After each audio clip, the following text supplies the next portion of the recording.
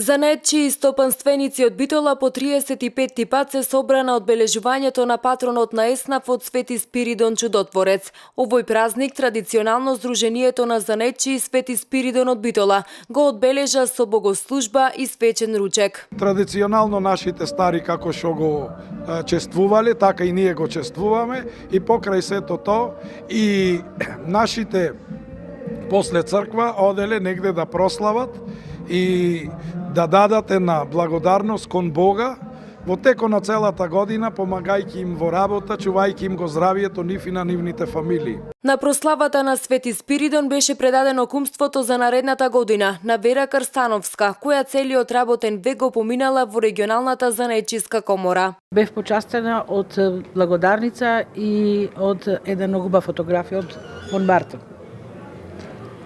Во занаетчиската комора работам од 76-та година. 40 години сум во комората. Моментално сум сега на пензија. Меѓутоа, во секое време му помогнувам на комората. На прославата присуствуваше и најстариот битолски занаетчија Андон Трпеновски, кој од 1954 година почнал да работи како пајтонџија, па после тоа работел како колароковач, а исто така работел и во пилана. Сега младиот народ сакат брзо каупаво. Тоа не постоеше во старите години. Јас работев колароковачки занает.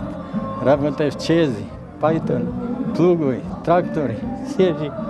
И сега работам пилана молика. Трупци се бичат, дограма се прави.